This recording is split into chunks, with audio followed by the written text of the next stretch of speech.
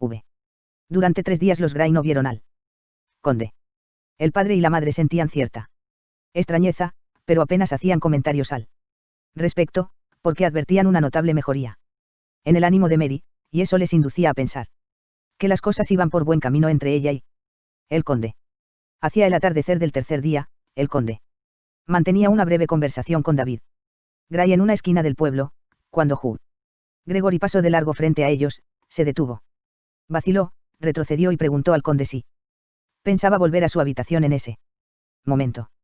Anticipándose al conde, David Gray dijo: conde, no pierda el tiempo conmigo. Habiendo personas más puras y amables con quienes relacionarse.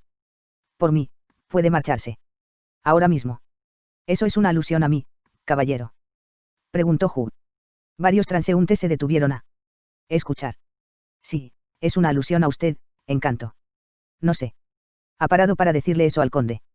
Se ha parado con la intención de provocarme. Es así. Y usted bien lo sabe. Siempre hace lo mismo. Quizá cree que no le conozco. Era otro idéntico a usted el que pretendía a Mary Gray, ¿no? Y además por amor, supongo, no tenía la más remota idea de que me proponía dejarle mis modestos ahorros. No, claro que no. Pero voy a darle una lección, jovencito. Si vivo 48 horas más, haré otro testamento y excluiré a Mary Gray. No me mire con esa cara.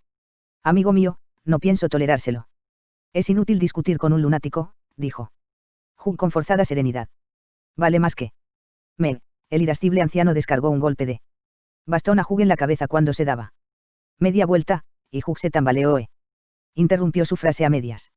Al instante el puño de Hugh partió de su hombro como una bala y dejó a David Gray tendido en tierra. Cuán largo era. En un arrebato de cólera, Hugh se abalanzó hacia adelante para proseguir con el ataque, pero varias personas lo sujetaron y alejaron de allí, pese a que él forcejeaba para zafarse y exclamaba: dejádmelo. Dejádmelo. Me ha insultado 50 veces sin compasión y nada me impedirá ajustarle las cuentas. Vi. A eso de las 10 de la mañana siguiente el conde entró en la casa de John Gray, y el corazón de John Gray se alegró una vez más. Su excelencia ofrecía un aspecto demacrado, exhausto y abatido. Dijo: ausentarme de esta casa es para mí un suplicio. Solo aquí se encuentra la felicidad. Mi corazón se consume. Permítame ver a Mary. Su plegaria fue atendida sin dilación. Apareció Mary. Los demás se retiraron. El conde dijo: tenía que venir. No podía vivir donde tú no estuvieras. He intentado con todo mi empeño renunciar a ti, por tu bien, pero era superior a mis fuerzas. Mírame, observa en cada pelo de mi cabeza y cada rasgo de mi cara el testimonio de los tormentos que he padecido. No podía conciliar el sueño, no hallaba reposo. He venido para abandonarme a tu merced. Para implorarte compasión, para suplicarte por mi vida. No puedo vivir sin ti. Lo he intentado con todo mi empeño, cruel empeño, y he fracasado. Apiádate de mí. La compasión de Mary se vio sacudida hasta lo más hondo, y sus lágrimas cayeron como lluvia. Trató de pronunciar unas palabras de consuelo. Él contestó con vehementes súplicas. Así prosiguió aquella conmovedora pugna, hasta que John Gray irrumpió en él salón y exclamó: David ha sido asesinado. Hugh Gregory está en la cárcel acusado del crimen. Mary se desvaneció. El caos se adueñó del pueblo durante todo el día. Se suspendieron todas las actividades. Una muchedumbre permaneció horas y horas frente a la oficina de David Gray, comentando el asesinato y aguardando pacientemente una oportunidad para entrar y echar una ojeada al siniestro espectáculo. El muerto yacía en un mar de sangre. Los muebles patas arriba indicaban que se había producido una violenta pelea. En el escritorio había una hoja de papel pautado en la que David Gray había iniciado una frase, pero no vivió para concluirla: a saber, yo, David Gray, en pleno uso de mis facultades mentales, y cerca del cadáver se halló un jirón de tela que coincidía exactamente con el fragmento arrancado del faldón del abrigo de Hugh Gregory. En el pantalón de Hugh se descubrieron minúsculas gotas de sangre. Allí estaba la frase inicial de un testamento que había de barrer la potencial fortuna de la muchacha con quien Hugh Gregory aspiraba a contraer matrimonio algún día. Corrían rumores de que en los últimos tiempos el padre De Hugh andaba metido en peligrosos apuros económicos. El altercado de la tarde anterior era ya de dominio público. Alguien sacó a relucir que Hugh en una ocasión había dicho que sí. David Gray seguía injuriándolo e insultándolo. El día menos pensando acabaría mal. Caía por su peso que Hugh Gregory era el asesino. Eso todos lo reconocieron, mal que les pesara. No obstante, la mayoría de la gente opinaba que no había actuado movido por sórdidos impulsos, sino por un incontenible deseo de venganza tras soportar continuadas ofensas durante mucho tiempo.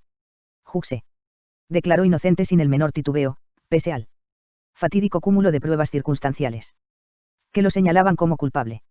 Su declaración de inocencia pareció tan sincera que algunos vecinos del pueblo dudaron momentáneamente de sus conclusiones previas. Pero solo momentáneamente, porque alrededor de media tarde se encontró un cuchillo ensangrentado, propiedad de Hugh, como muchos sabían, oculto en el colchón de plumas de su cama. Una insignificante mancha roja en la funda del colchón reveló la diminuta incisión practicada en la tela a fin de introducir el cuchillo. Después de eso ni un solo ser humano creía, ya que Hugh Gregory estuviera libre de culpa, excepto Mary Gray, y también su confianza empezaba a flaquear. Hugh le envió una carta, implorándole que conservara la fe en su inocencia, porque con toda seguridad Dios la pondría de manifiesto cuanto tuviera a bien y fuera el momento oportuno. Pero esta carta llegó a manos de John Gray y no fue más allá. Durante varios días, Mary Gray, sumida en la mayor congoja, esperó la respuesta a una nota que ella había escrito a Hugh para rogarle que le mandara unas palabras de consuelo, pero la respuesta no llegó a ella. Tommy Gray había prometido llevarse furtivamente la carta de Mary y entregarla en propia mano a Hugh, y cumplió su misión. Pero Gray padre tenía vigilado al muchacho, interceptó la respuesta y, sin grandes esfuerzos, intimidó a su hijo hasta el punto en que éste informó con mucho gusto a Mary de que Hugh había arrugado la carta de ella entre sus manos y declarado que si de verdad lo amara, estaría removiendo cielo y tierra para salvarlo en lugar de malgastar un tiempo precioso en interrogatorios acerca de su culpabilidad o inocencia. Siguieron días y noches de angustia, sin más consuelo para Mary que aquel que pudiera extraer de las delicadas atenciones y amables palabras del conde. A la postre, abandonó toda esperanza y se resignó a la amarga convicción de que Hugh Gregory era culpable. Su madre compartía con ella esa misma convicción. Por tanto, el nombre de Hugh Gregory no volvió a mencionarse en aquella casa. Aún así, Mary descubrió que el asesinato no podía matar el amor. Continuaba enamorada de Hugh Gregory, era un amor que no decaería.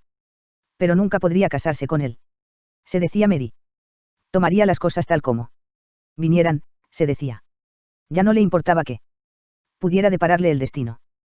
Con el paso de las semanas, aprendió a sentirse a gusto con el conde, porque encontraba mayor alivio a las tribulaciones en su compañía que en la de cualquier otra persona.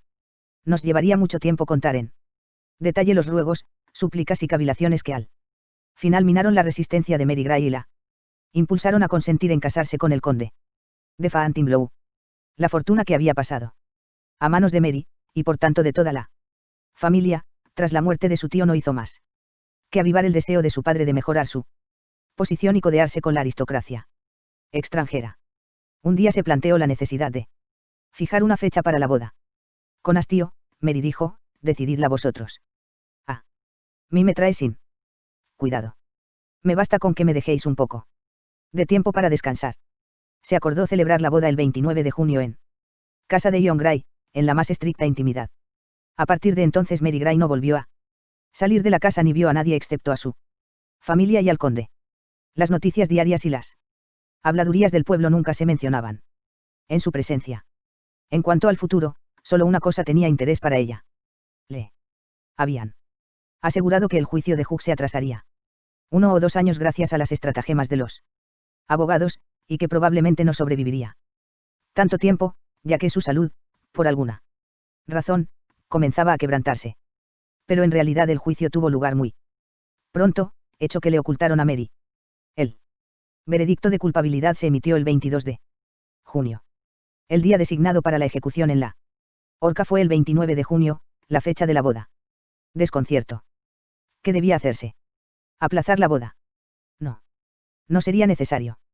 El pueblo había recibido la noticia con consternación. David Gray había sido un hombre detestado por la mayoría.